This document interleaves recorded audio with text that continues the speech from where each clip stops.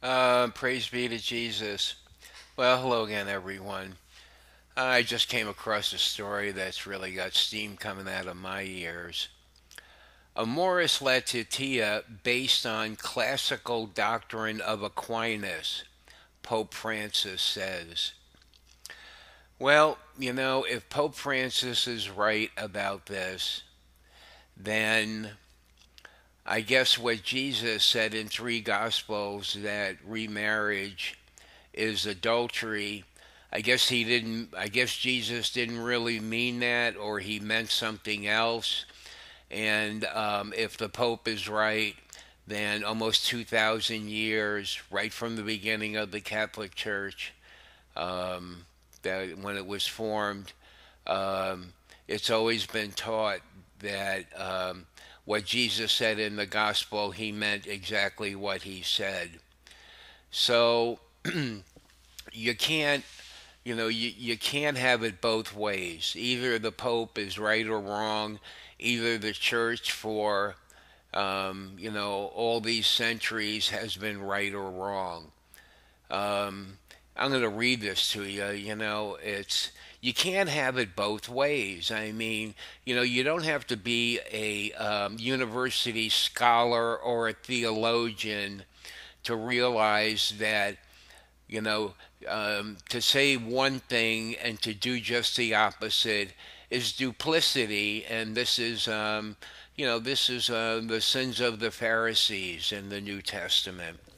All right, so let's see what he says here. I've already read it. I'll read it to you. It isn't that long.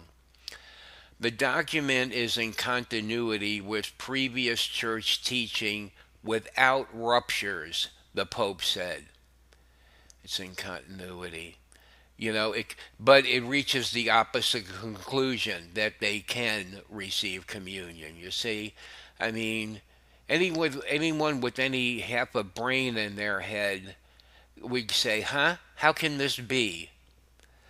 You know, you could play around with words and make them as fancy as you want, but when you look at the bottom line, it's just the opposite. It's like one thing is exactly the opposite. The way it was and the way it is now are on two opposite extremes.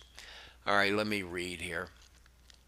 Amoris Laetitia is in continuity with previous church teaching and follows the classical doctrine of St. Thomas Aquinas, Pope Francis has said. In a letter to Stephen Walford, a British Catholic author, the Pope says that in order to understand Amoris, it must be read in its entirety and from the beginning. Okay, I don't know what good that'll do, but, I mean, because it reaches the same conclusion. This is because there is a development both of theological reflection and on the way in which problems are approached. If the exhortation is not read in its entirety and in the order it is written, it will either not be understood or it will be distorted. Pope Francis says the document follows the magisterial hermeneutics of the Church, always in continuity without ruptures, yet always maturing. So I guess maturing, when something matures, it goes to the opposite of what it was. I don't know what he's trying to say here. Regarding ethics, Amoris follows the classical doctrine of St. Thomas Aquinas, the Pope says. I just find this just unbelievable. I mean, I wouldn't believe this for 1 second. You know, the letter serves as a forward to Dr. Walford's latest book. You either have to come to the conclusion that the Pope is mentally unstable or he's living in a fantasy land, or, which is what I believe and many people believe, that he's actually just he's trying to change Catholicism to where it's not Catholicism anymore. A lot of people think that he hates Catholicism. Um, there's just so much evidence over these 5 years that really gets you to scratch your head, and to wonder why so many corrections have been brought to his attention, and he's never even answered one of them. So what does that tell you?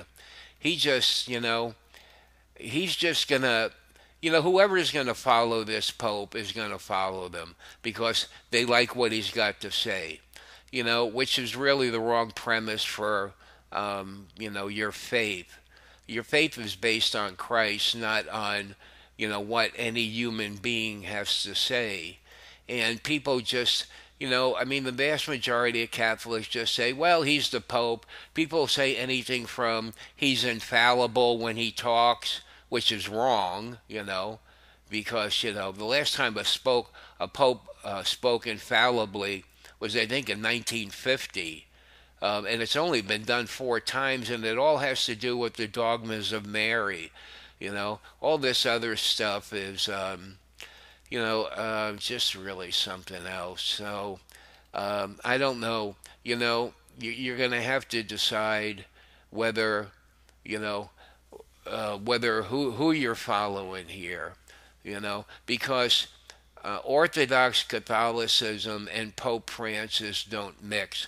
They're at opposite ends of the spectrum, and this is why a lot of people think that eventually, which could be any time. I mean, it doesn't, when I say eventually, it doesn't mean it's 20 years from now. People are expecting this to happen fairly soon, actually, within the next, year or two. And it could happen tomorrow. That things will be precipitated in such a way that there'll be a formal schism in the church. And, those who follow Pope Francis are going to say to those of us who are in the minority that we're not Catholic anymore, okay? When in essence, I believe that it's the majority of people who really aren't Catholic anymore. You just can't go changing things. That's not what the Pope's ministry is about. Popes are supposed to defend and propagate the deposit of faith as it stands. It's not to change it, in any particular era to fit into what the world wants of the Catholic Church. The Catholic Church is to call people to the truth of Christ and not to, distort things and to change things so that we're friends so that the secular world accepts us. He's already given people the idea that doctrine can be changed. This is all about the death penalty. First it was some groups of a couple of different large groups of homosexual advocates that said, well, if he can change that, he can change, what the catechism says on homosexuality. And then other people said, oh, he can change the catechism on what it says about contraception. He's not to do that. And the problem is you can't vote the Pope out of office, all right? There's no way to do that. And if he doesn't want to respond to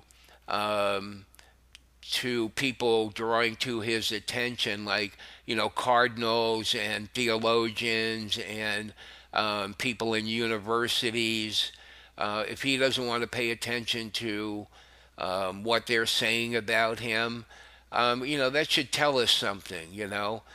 He's basically saying, no, I'm not in error, and this is what I'm doing, whether you like it or not. And, most Catholics don't really think that deeply about their faith, and they just figure, well, whatever the Pope wants to do is okay with me. And, this is scary. This is really very scary because, I think the remnant of the people who will not follow this Pope and haven't from almost the beginning when they first saw the errors will make up maybe 5 or 10% of of the Catholic Church, And whether that's baptized Catholics, most baptized Catholics aren't really very good Catholics at all. But there will be a remnant, and the church will survive as Christ told us. He promised us in the gospel, but it's not the church of Pope Francis. I don't believe. And if people disagree with me, I'm sorry. If you leave the channel, that's too bad. But I mean, I think it's pretty obvious from listening to me that I really think this Pope is really the destroyer of Catholicism. He's the worst thing that ever happened to Catholicism. No one has ever torn apart the deposit of faith like Pope Francis has. People say, why do you call him Pope Francis? Well, I give respect to the office. I'm not going to disrespect anyone. At the same time, I realize these are my own opinions, these are my own beliefs, and I could be wrong. We should never think that we're right. There's always a chance that we're wrong. I really don't see it, and I would give my life in martyrdom, for Orthodox Catholicism the way it stood, oh, really a long time ago, even before Vatican II, before the enemy started entering the church. This is just really such a mess, and it's just going to get worse and worse, and we're really expecting. At some point, something's got to give here. This just can't go on. I think Christ is going to precipitate not only what he's done with uncovering all the, everything that was, hidden before in the Catholic Church as far as, all the sexual abuse is concerned. He's brought all that to light. And, the Catholic Church can continue in a way where it contradicts itself. All right, you can't have certain teachings and then say this is what we believe, and then in reality and in practice do just the opposite. This is duplicity, and the church can't stand on this foundation. All right, so eventually something's got to give here, and I don't really think it's going to be that long. I think it might be a year or two away,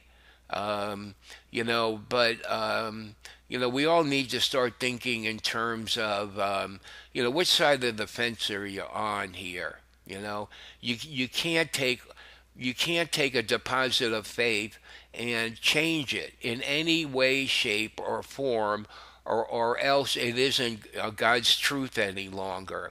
If you believe that the deposit of faith 10 years ago, if you believed in that, then did you really believe in it? If you believe what Pope Francis is doing is a good thing, then apparently you think that you can just change the deposit of faith, and you can't do that. Your faith is your faith. You don't go changing your faith. God doesn't change. Christ doesn't appear on the earth and say, well, listen to here, we have a change in this biblical teaching here. Due to the circumstances of what's going on earth, the Holy Trinity has decided that, remarried people can now receive communion. Come on, this is ridiculous, It just is, and I'm going to stop talking here. I can just write a book about this. Of course, the book wouldn't make much sense, but, it would all just be me spouting off about this. But anyway, everybody needs to think about this very deeply. Enjoy your day, and we'll talk to you next time.